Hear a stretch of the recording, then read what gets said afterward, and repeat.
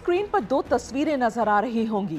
पहली तस्वीर बंगाल के सत्ताधारी पार्टी टीएमसी के राज्यसभा सांसद डेरेक ओब्रायन के इंस्टाग्राम की है, जहां वो संडे को लंच में अपने कोलकाता वाले घर में दाल, चावल, पालक का साग और मछली खा रहे हैं और पूछ भी रहे हैं कि संडे के लंच में आप क्या खा रहे हैं। और ये दूसरी तस्वीर, ये दूसरी वीडियो उनके उसी सवाल का जवाब है, जहां हजारों लोग बिना किसी प्राकृतिक आपदा के, बिना किसी बाढ़, भूकंप, सुनामी या आगजनी के राहत शिविरों में हैं और कुछ भी खाने को मजबूर हैं।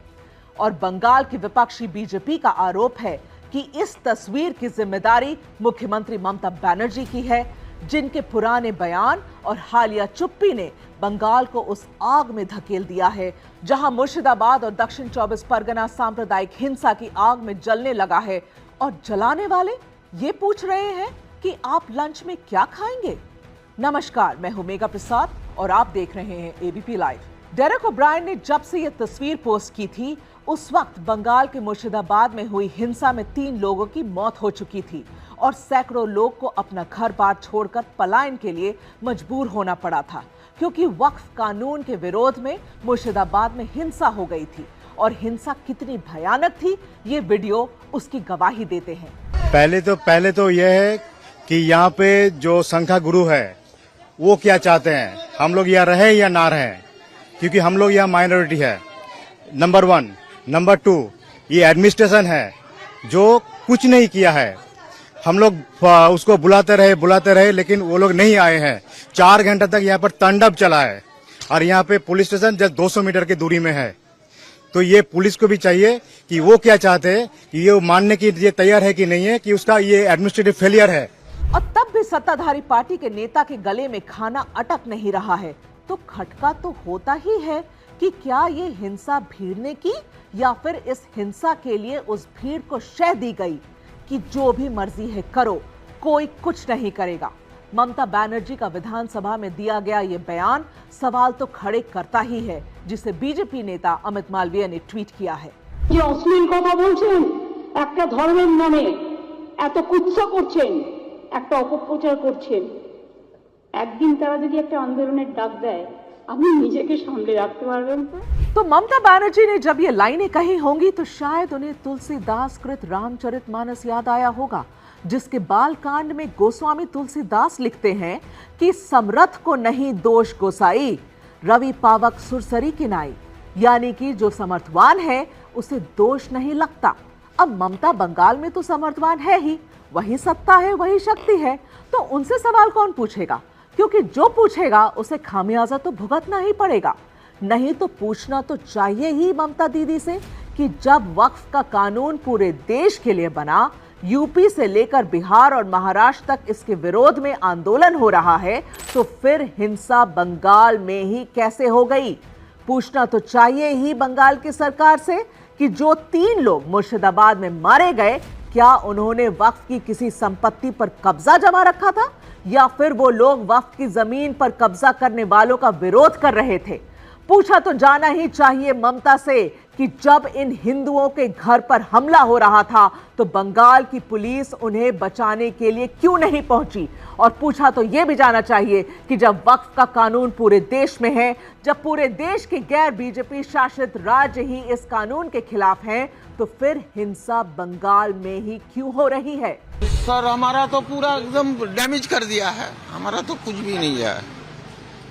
और अभी प्रशासन का भरोसा में है, अगर प्रशासन कुछ दीजिएगा तो खुल पाएंगे दुकान, और नहीं तो हमारा कोई समर्थन नहीं है जो हम कुछ कर सकेंगे। हम लोन लेके पूरा ये दुकान किया था। 6-7 लाख रुपया का सामान था सर, पूरा एकदम डैमेज कर दिया है, सब निकाल के जला दिया है दुकान का हमारा। जाहिर है कि इसमें से किसी भी सवाल का जवाब ममता के पास नहीं होगा और इन सवालों को छोड़िए, ममता बनर्जी के पास हिंसा से जुड़े किसी भी सवाल का जवाब नहीं होगा। करीब 14 साल के शासन में पश्चिम बंगाल में जितनी राजनीतिक हत्याएं हुई हैं, उतनी ही सांप्रदायिक घटनाएं भी हुई हैं और इनमें से हर घटना पर बीजेपी ने ममता बनर्जी पर सवाल उठाए हैं, लेकिन संतोषजनक जवाब किसी का भी नहीं मिल पाया, जबकि यही वो ममता बनर्जी है जिन्होंने साल 2011 में बंगाल की कमान संभाली तो पहला बयान दिया था कि बदला नहीं बदलाव चाहिए। लेकिन 14 साल की अपनी सत्ता में ममता बनर्जी ने बदलाव कम और जैसा बीजेपी कहती है बदला ज्यादा लिया। बीजेपी ये भी कहती है कि ममता ने बदला उन लोगों से लिया जिन्हें दबाने से, जिन्हें कुचलने से, जिन पर जुल्म की इंतहा करने से एक वर्ग विशेष का वोट उन्हें एक तरफा मिले। चाकू छुरी लेके घर में घुस जाके मार रहा है। हम लोग क्या करेंगे, कहाँ जाएंगे हम लोग, बताइए। हम लोग राष्ट्रपति शासन चाहते हैं। यहाँ अराजकता चलता है, यहाँ गुंडागर्दी चलता है। जब बंगाल में इतनी जाती होती है तो सवाल तो उठेगा ही। सवाल बीजेपी भी उठाएगी और पूछेगी तो जरूर कि आखिर ममता बनर्जी ने पुलिस को ऐसा कौन सा आदेश दे रखा है कि दंगाई लोगों को घरों से खींच ले जाते हैं और उन पर एक्शन तब होता है जब हाईकोर्ट के दखल के बाद केंद्रीय बलों की तैनाती होती है, तो दंगाइयों को बिलों में छिपने में कुछ घंटे भी नहीं लगते।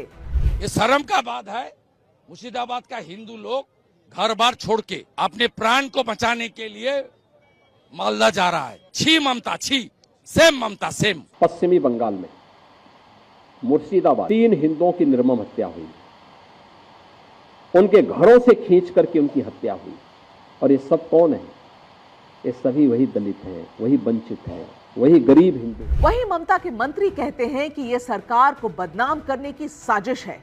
बीजेपी के लोग अंदर घुसे हुए हो, ये गवर्नमेंट को बदनाम करने के लिए काम कर रहे हैं। उसके लिए हमारी सरकार थोड़ी जिम्मेदार होगी। चलिए 1 मिनट के लिए मंत्री जी की बात मान लेते हैं कि ये हिंसा सरकार को बदनाम करने की साजिश है। तो आपकी सरकार ने इस साजिश को नाकाम क्यों नहीं किया? अगर ये साजिश थी तो आपकी इंटेलिजेंस क्या कर रही थी? और अगर ये साजिश थी तो इसमें राज्य की सहमति नहीं थी, तो फिर केंद्रीय बलों की तैनाती के घंटे भर के अंदर ये दंगाई दुबक क्यों गए? इन सवालों का जवाब सरकार को देने हैं।